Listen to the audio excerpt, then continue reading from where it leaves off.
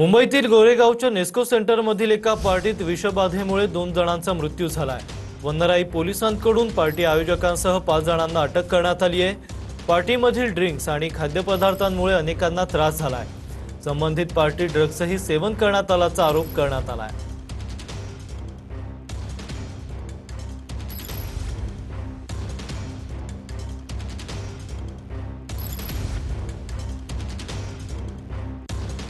तर गोरेगावच्या नेस्को सेंटरमधील एका पार्टीमध्ये विषबाधेमुळे 2 जणांचा मृत्यू झाल्याची धक्कादायक घटना समोर आली आहे। संबंधित पार्टी ड्रग्सही सेवन करण्याचा आरोप करण्यात आलाय।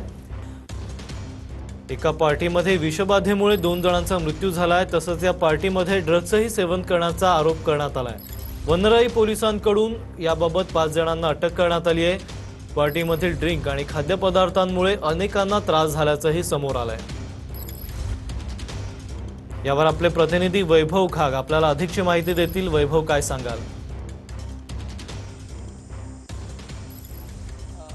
अगदी बरोबर आहे। नेस्को सेंटरमध्ये 11 तारखेला एक घटना घडली होती। तिथे एक हाय प्रोफाईल पार्टीचं आयोजन करण्यात आलं आणि त्या पार्टीच्या आयोजनामध्ये साधारणतः 3 ते 4 हजार मुलं सामील झाली होती आणि त्या दरम्यान मोठ्या प्रमाणात ड्रग्ज असेल किंवा मद्यप्राशन सुद्धा काही मुलांनी केलं होतं। त्यापैकी 3 मुलांना त्याचा त्रास झाला म्हणून त्यांना हॉस्पिटलमध्ये ॲडमिट करण्यात आलं होतं। आणि त्याच दरम्यान काल जर पाहायला गेलं तर काल दुपारी एक मुलगा आणि एका मुलीचा मृत्यू झाला। मृत्यू झाल्यानंतर वनराई पोलीस स्टेशन जे आहे गोरेगावचं, त्या पोलिसांनी ज्यांनी ही पार्टी ऑर्गनाईज केली होती त्यांच्यावरती गुन्हा दाखल केला आहे आणि 5 जणांना अटक सुद्धा करण्यात आलेली आहे।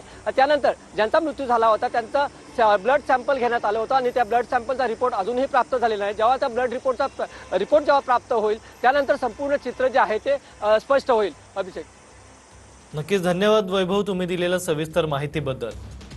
तर चौकशीमध्ये अजून काय समोर येतं हे पाहणं आता महत्त्वाचं ठरणार आहे।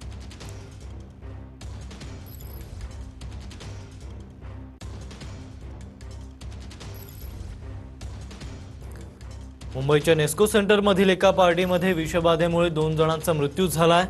याबाबत आता वनराई पोलिसांकडून पार्टी आयोजकांसह 5 जणांना अटक करण्यात आली आहे। या पार्टीमध्ये ड्रिंक आणि खाद्यपदार्थांमुळे अनेकांना त्रास झालाय, तर संबंधित पार्टीमध्ये ड्रग्सही सेवन करण्यात आल्याचं आता समोर आलंय। सध्या याबाबत वनराई पोलिसांकडून चौकशी सुरू आहे आणि याबाबत काय धक्कादायक खुलासे आता समोर येत आहेत हे पाहणंही सध्या महत्त्वाचं ठरेल। गोरेगावच्या नेस्को सेंटरमधील एका पार्टीत विषबाधेमुळे 2 जणांचा मृत्यू झालाय।